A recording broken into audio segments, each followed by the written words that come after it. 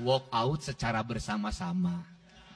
Tokoh spektakuler kita yang sangat populer di antara politisi DPRD Provinsi Jawa Barat, Bapak Ono Surono. Saya sudah tahu Pak Ono, kontrak-kontrak medianya sudah banyak nanti ke depan. Acara selanjutnya adalah pendapat akhir Gubernur Jawa Barat terhadap Ranperda tentang investasi dan kemudahan berusaha, kemudian dilanjutkan dengan penyampaian sambutan Gubernur. Kami persilakan.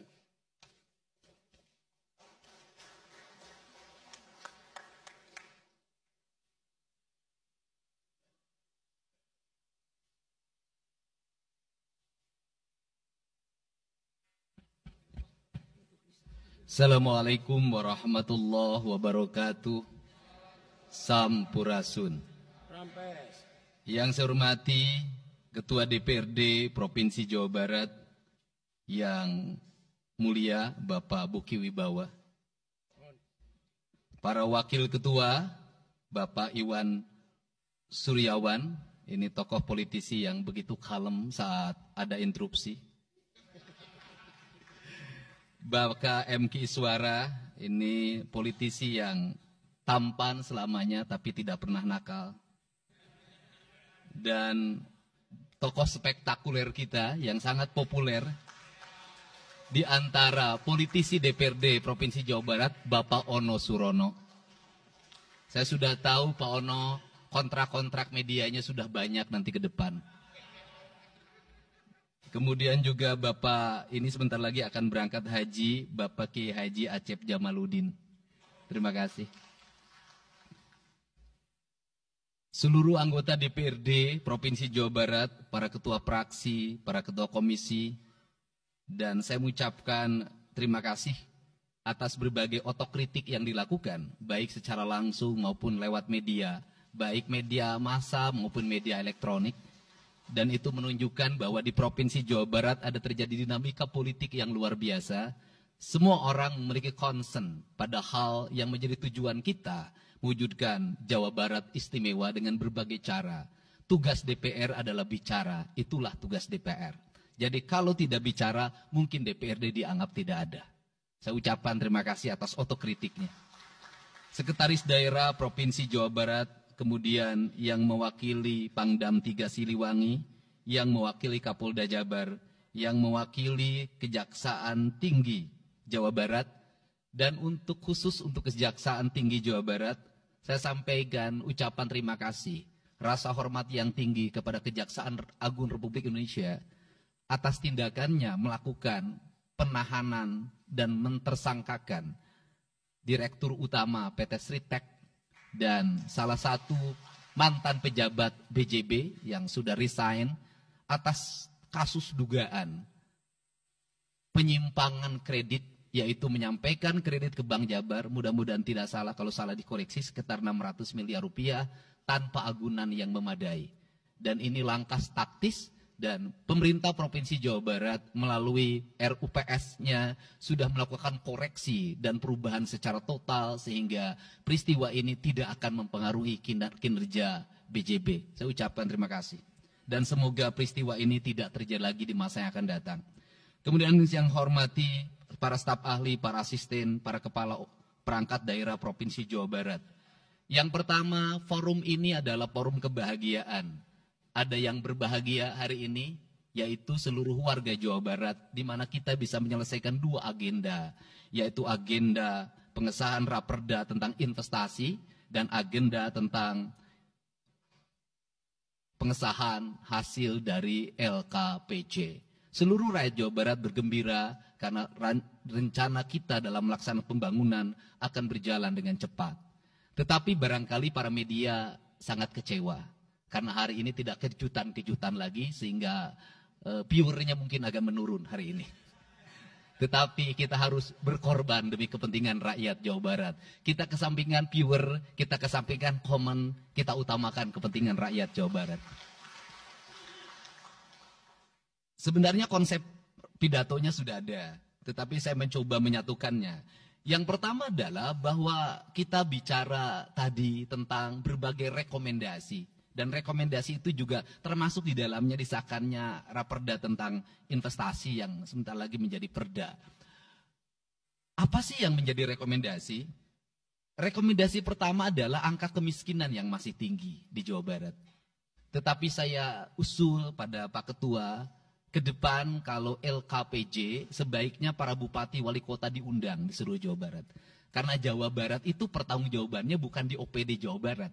Tetapi seluruh kinerja pembangunan itu ada di Pemkab dan Pemkot serta ada di pemerintah desa.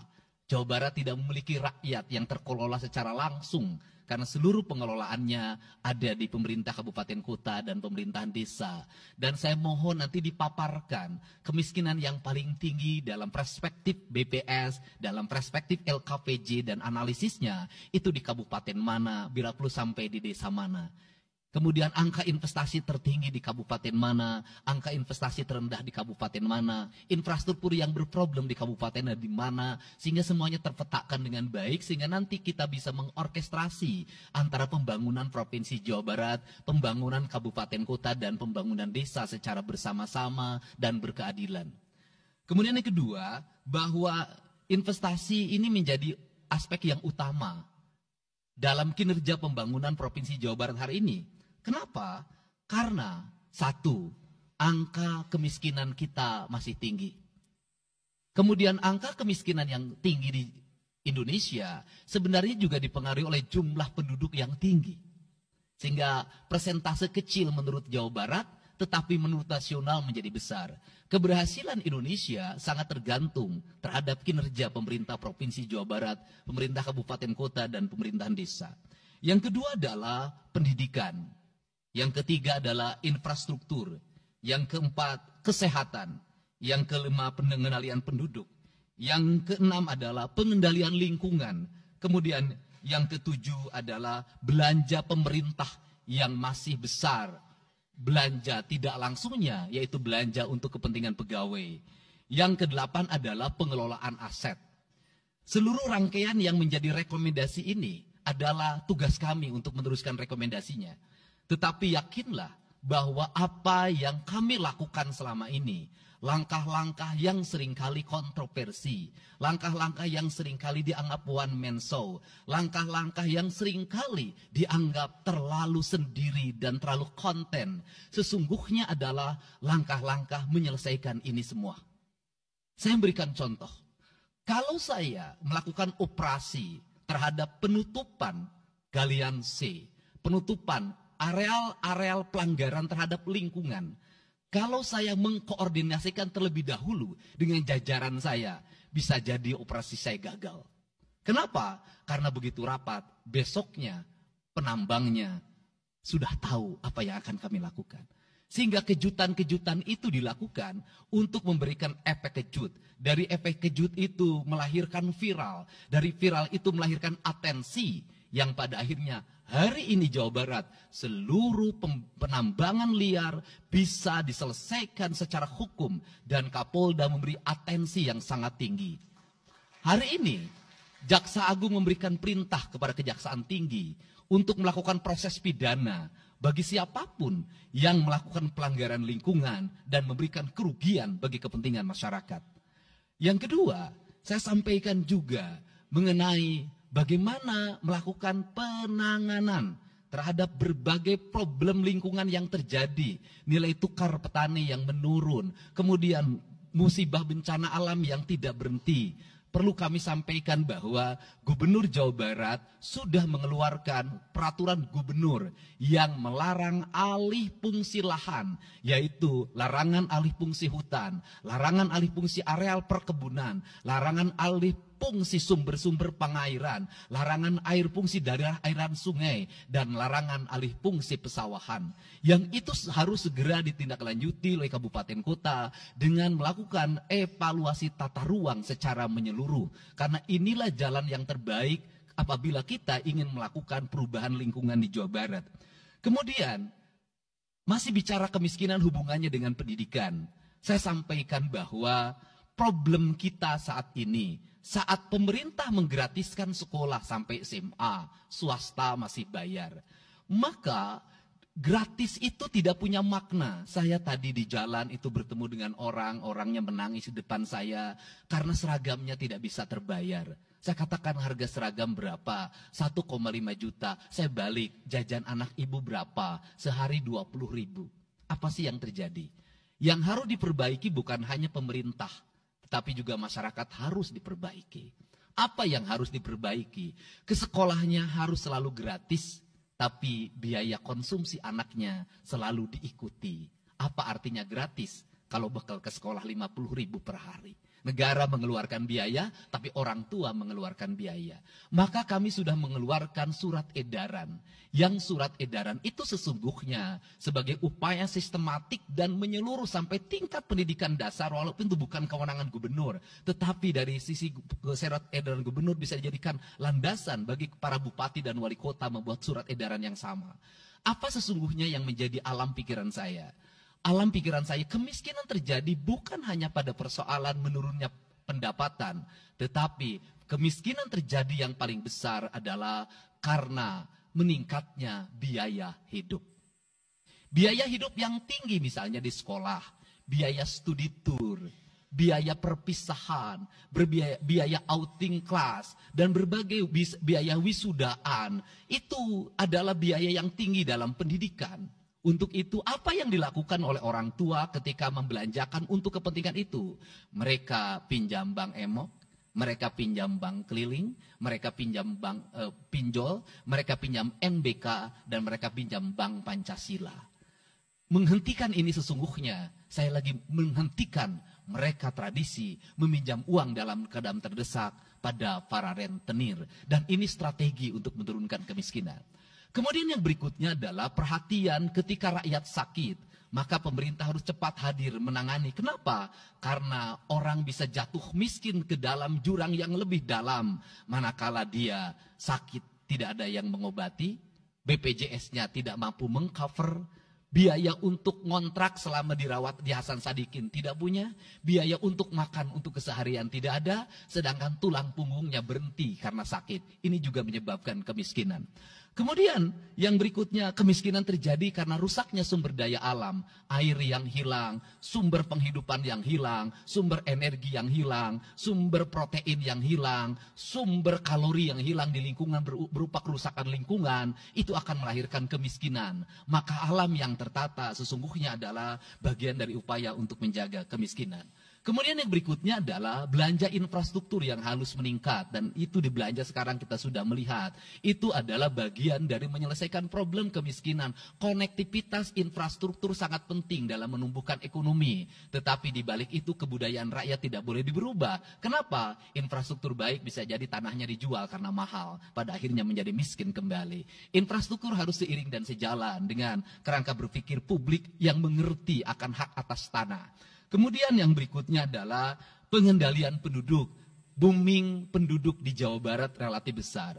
Untuk itu harus dibuat berbagai upaya untuk menyelesaikan problem kependudukan. Saya berkali-kali bercerita bagaimana di Majalengka saya bertemu dengan sebuah keluarga yang tinggal di kontrakan. Yang ayah dan ibunya tidur ketika jam 11 siang.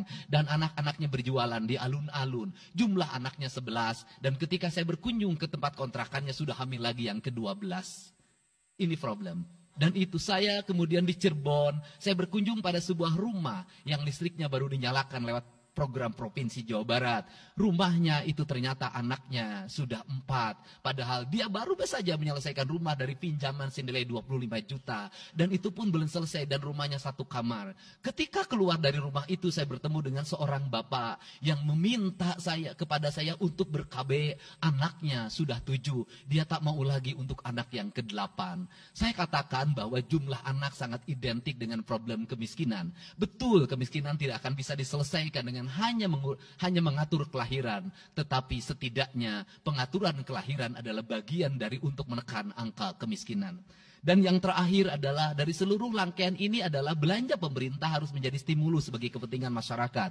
Maka jumlah-jumlah proyek harus terus segera digulirkan, digelontorkan menjadi kegiatan publik sehingga banyak orang yang kuli, banyak orang yang nyapu, banyak toko-toko yang buka, semen terjual, besi terbeli, dan kemudian regulasi ekonomi berjalan. Warung-warung bisa menjadi tempat para kuli siang hari makan siang. Dan ini adalah bagian dari strategi stimulus ekonomi yang digulirkan oleh pemerintah itu memiliki sumbangsi terhadap 12% pertumbuhan.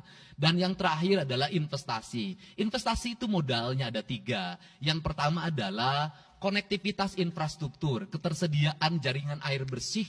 Kita jujur hari ini saya sampaikan ke DPRD, banyak perusahaan-perusahaan yang masih menggunakan air bawah tanah tapi tidak berizin. Bayar pajak tidak, jalan terus. Karena kalau dihentikan mereka pabriknya berhenti. Setelah itu apa? Mereka menjadi objek pemerasan beberapa pihak dalam setiap bulan karena dianggap melanggar perda. Tetapi kalau juga mereka dihentikan, maka pabrik itu berhenti. Dilema itu harus segera diselesaikan. Caranya bagaimana? Caranya adalah pemerintah provinsi melalui Bapeda hari ini harus segera merancang daerah-daerah yang menjadi kawasan industri harus dibangun fasilitas infrastruktur jaringan air bersih dalam bentuk investasi pemerintah sehingga nanti dikoneksikan dengan PAM-PAM atau PDAM di setiap kabupaten kota secara terkoneksi. Dan ini jalan bagi kita menyelamatkan lingkungan dan menorong pertumbuhan PDAM di setiap kabupaten kota. Karena apa? Karena angka pembayaran yang dilakukan oleh industri jauh lebih baik dibanding angka rumah tangga dan angka-angka layanan sosial lainnya. Itu yang pertama. Yang kedua adalah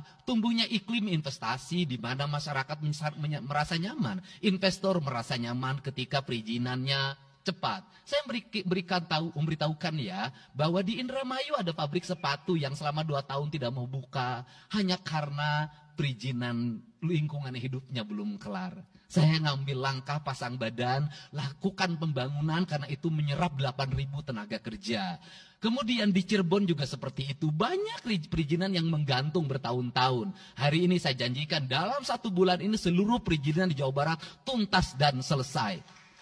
Dan saya meminta kepala BPM TSP menjadi VR pemerintah Provinsi Jawa Barat untuk senantiasa tiap hari melihat data dan dokumen di setiap kabupaten kota. Mana yang terlambat, mana yang mengalami hambatan. Kemudian yang berikutnya adalah kenyamanan dalam berusaha. Kenyamanan dalam berusaha adalah keterangan para investor dan lingkungan masyarakat terhadap berbagai aksi gangguan dari orang yang mengatasnamakan diri preman. Untuk itu hari ini kita cukup bersyukur di Jawa Barat, peristiwa ini sudah hampir tidak ada. Kapolda kalau dengar ada preman, hari ini turun termasuk ke Garut, dengar ada preman, Kapolda turun. Ini semua stakeholder sudah bergerak dengan baik, layanan investasi sudah berjalan dengan baik, tinggal satu lagi, hambatan investasi adalah masyarakat menaikkan harga tanahnya luar biasa. Kasus BYD, kenapa mengalami hambatan sekitar 20 hektar, masih belum terbebaskan. Karena rakyatnya hari ini meminta 3 juta rupiah per meter. Padahal di situ dulu 150.000, itu pun jarang yang beli. Ini problem kita. Apa peran gubernur saya sampaikan? Peran gubernur bukan hanya mendorong bagaimana investasi berjalan melalui mekanisme administratif. Saya sampai turun untuk mijitin orang yang jual agar mau jual. Dan sudah ada beberapa yang berhasil saya rayu, saya dekati dengan harga. Itu pun tidak terlalu rendah harganya, 1,1 juta. Itu sudah paling murah. Ini yang terjadi di Jawa Barat hari ini. Tidak mudah mengelola sebuah wilayah yang begitu luas. Tidak mudah mengelola sebuah daerah yang kabupaten kotanya sudah otonom. Diperlukan pendekatan-pendekatan seorang ayah pada anak-anaknya. Sehingga hari ini saya di Provinsi Jawa Barat, saya tidak memposisikan gubernur. Saya kadang memposisikan menjadi ketua RT. Saya kadang memposisikan menjadi ketua RW. Saya kadang memposisikan menjadi kepala desa. Kenapa?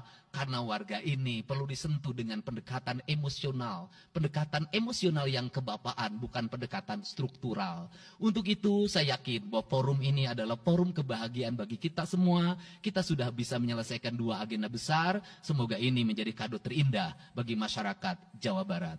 Insya Allah kami akan menjalankan pemerintahan dengan baik. Apa yang kami susun, apa yang kami rancang, dan apa yang kami kerjakan adalah semuanya kami dedikasikan untuk kepentingan masyarakat Jawa Barat. Yang terakhir kami sampaikan juga bahwa kami kemarin sudah melapas 273 anak-anak yang mengikuti pendidikan di Dodi Krindam 3 Siliwangi. Hasilnya bisa dilihat secara terbuka di berbagai tayangan.